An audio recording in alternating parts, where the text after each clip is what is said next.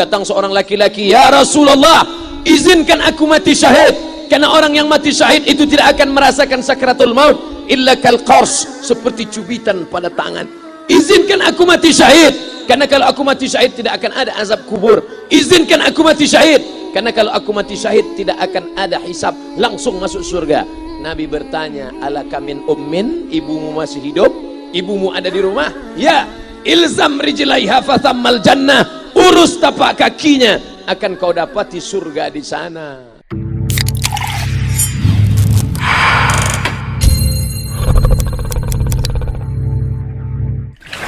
Haji Halim sedang menunjukkan begini cara sayang kepada ibu. Wahai kalian yang tak menghormati ibu, yang menyepelekan ibu, yang merendahkan ibu. Malam ini lihat, beliau tidak ada ceramah, tidak ada tausiah, tapi langsung dibuat begini cara menghormati ibu. Ini sekarang banyak orang tak menghormati ibu. Berapa banyak ibu yang awalnya bantu-bantu, lama-lama jadi pembantu. Dulu dia tidak tarawih, kenapa? Karena kita menangis merengek di rumah. Sekarang di hari tuanya dia tidak tarawih juga. Kenapa? Dia menjaga cucunya. Berapa banyak itu terjadi? Jangan sampai. Dia tidak pernah menolak cucunya, dia sayang. Tapi kita yang berpikir, berapa kali dia tidak jadi sholat duha karena kita kencing di kaitnya. Berapa kali dia tidak tarawih karena kita menangis merengek sampai subuh datang. Berapa kali dia tidak iktikaf karena kita. Andai dia masih hidup hari ini, datang, belikan pakaian yang paling dia suka, belikan perhiasan kalau ada. Andai tidak cium tangannya. Tapi yang sudah meninggal dunia, jangan lupa kau doakan, Rabbil firli wali walidayya warhamhuma kama rabbayani shaghira. Berdoa pun kau tak mau, apalagi yang akan kau bawa menghadap Allah SWT.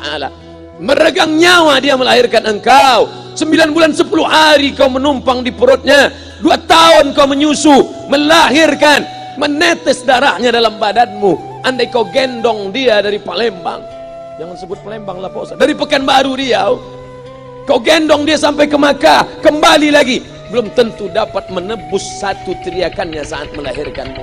Lalu apa yang bisa kau lakukan? Datang seorang ibu pergi ke tempat servis HP. "Nak, tolong anak lihatkan HP saya rusak kayaknya." Dia periksa, "Ini nggak rusak, Bu." Terus, "Memang anak ibu nggak nelpon." "Kenapa kau tidak telepon?" Datang dia ke rumah anaknya. "Nak, ibu nggak ada uang mau buka puasa, bisa minjam 100.000? Apa kata si anak? "Sebentar ya Ma, aku tanya istriku dulu."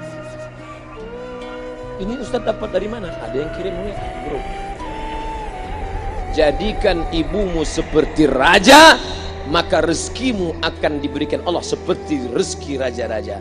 Bukan hadis, dapat dari grup WA. Ini ibu minta terus sholat tarawih, tapi sang anak sudah tidak bisa. "Aku mau hentikan saja sholat tarawih ini, karena mau buat tenda ini tidak bisa, tiangnya bambu, sudah bocor. Kita stop saja sholat tarawih bersama ini." Apa kata si ibu? "Buatlah sholat tarawih terus, nanti Allah akan berikan engkau gedung yang besar. Dengan gedung besar itu kau akan tetap sholat tarawih." Mana gedung besar itu? Inilah dia gedung besar. Langsung dikabulkan Allah Subhanahu wa taala. Karena setelah Allah langsung orang tua. "Wa qadha rabbuka alla ta'budu illa iyyah." Allah sudah wajibkan engkau menyembah Allah. Setelah Allah, "Wa bil walidaini ihsana." Kedua orang tua. Jangan kau lawan ibumu. Kayak anak-anakku, jangan kau lawan ibumu. Karena kau lawan ibumu, kau tak pernah mencium kebahagiaan. Walaupun hartamu banyak, kau akan berenang dalam air mata penderitaan sampai kematian datang.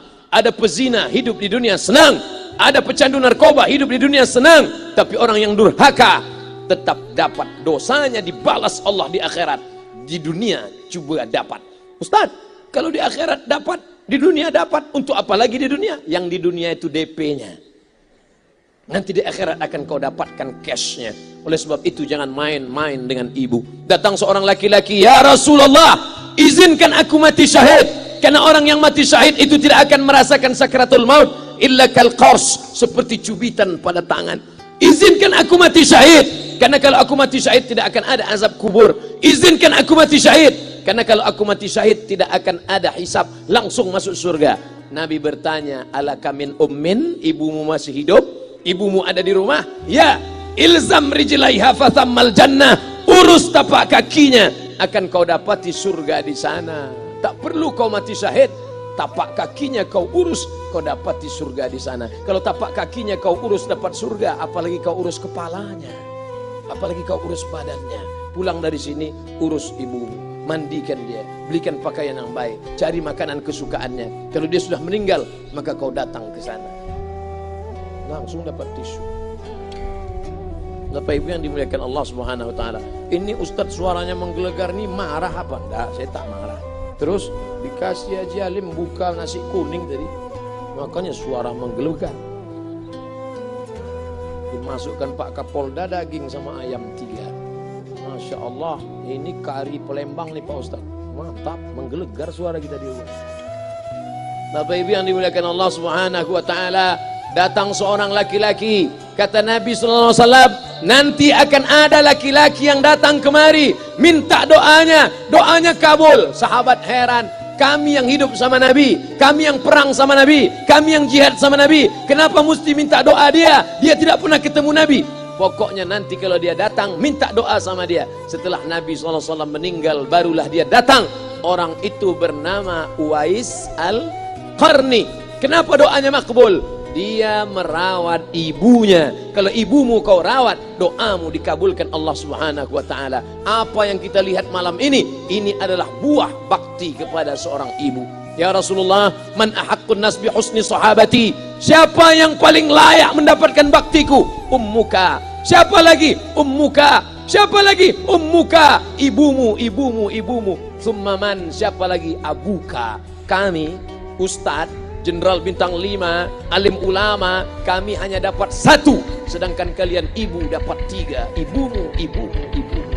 Kenapa ibu dapat 3? Karena ibu bisa melakukan 3. Ibu mengandung, ibu melahirkan, ibu menyusukan. Kalau bapak mau dapat 3, coba yang 3. Pulang dari sini, pergi ke tempat jual kelapa muda, beli 1. Jangan dibelah, ikat di perut 9 bulan 10 hari. Kalau mau merasakan melahirkan, pulang dari sini, pergi ke tempat jual mangga. Telan bulat-bulat, keluarkan bulat-bulat. Emang enak jadi perempuan. Mereka luar biasa.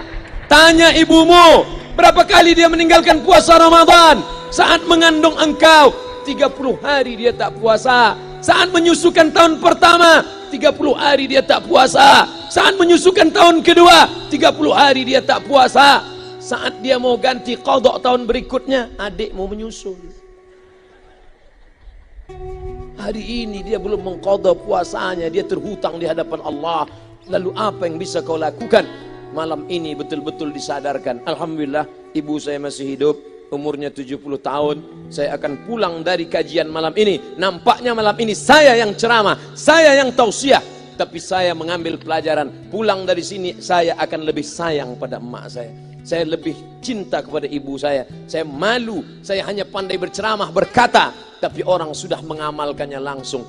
Haji Halim membelikan gelang ibunya 2 kali sampai 4 kali setahun. Gelang cincin. Sudah dibelikan 2 bulan, hilang. Kemana? Ada orang susah tadi aku kasih. Ternyata itu yang membuat rezeki melimpah ruah. Maka rezeki buah yang sudah matang harus kita joloknya dengan apa? Dengan berbakti kepada ibu.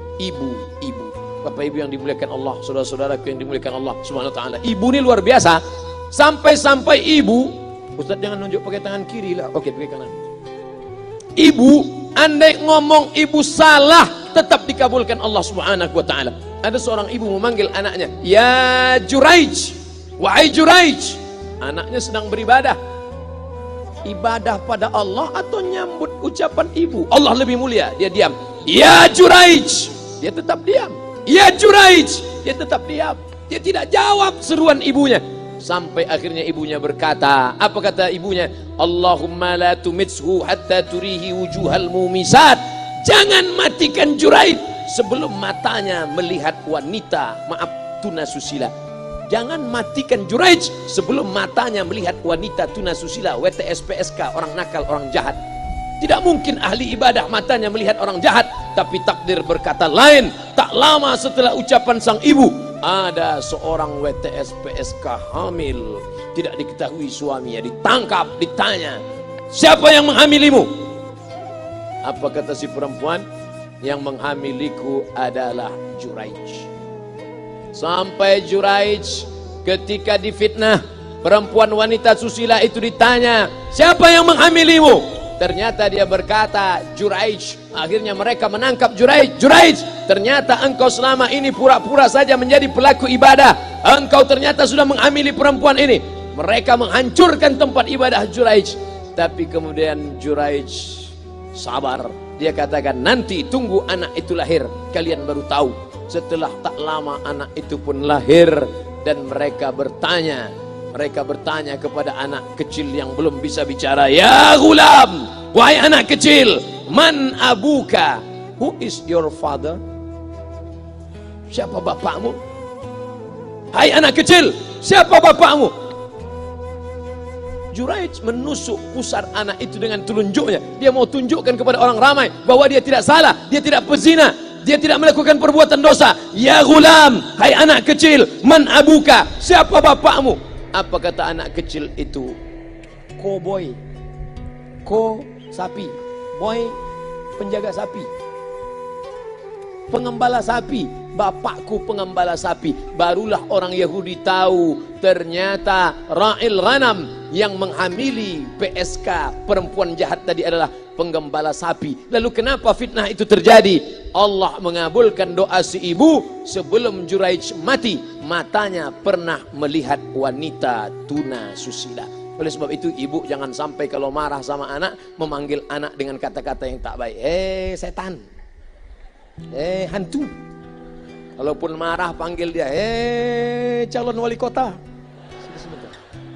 Kalau marah betul, calon gubernur. Sini sebentar. Doa ibu dikabulkan Allah Subhanahu wa taala. Saya setahun setiap bulan Februari ceramah di Kuala Lumpur seminggu. Kuala Lumpur, Selangor, Sarawak, Kuching, kemudian Malaka, Ipoh, Negeri Sembilan. Ketika saya tausiah datang ibu-ibu makcik Malaysia. Assalamualaikum. Waalaikumsalam. Ustaz Somad. Ya. Saya nak jumpa dengan emak Ustaz.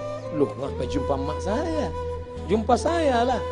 Ustaz pasti dididik oleh seorang ibu. Saya ingin jumpa ibu Ustaz. Saya sangka dia mau jumpa saya.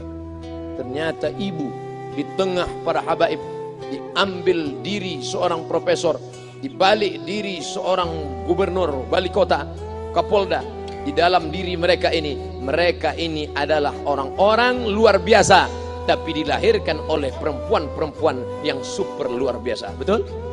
Mereka ini semua dibesarkan perempuan. Makanya ada ungkapan al-jannatu tahta aqdamil ummahat, surga di bawah telapak kaki ibu. Tapi ada yang mengatakan itu dulu Pak Ustaz, sekarang sudah berubah, surga di bawah telapak kaki babysitter. Karena banyak yang menitipkan anaknya kepada penitipan anak. Jangan Bu, walaupun kau wanita karir, tidak seberapa itu, tidak dapat kau tebus kehilangan masa-masa manja mereka dengan pendidikan. Ini banyak ibu-ibu sekarang sudah tidak lagi mengurus anaknya. Padahal 6 tahun pertama, the golden age, usia emas, ibu harus ikat hubungan emosional dengan anak. 2 tahun pertama, susukan.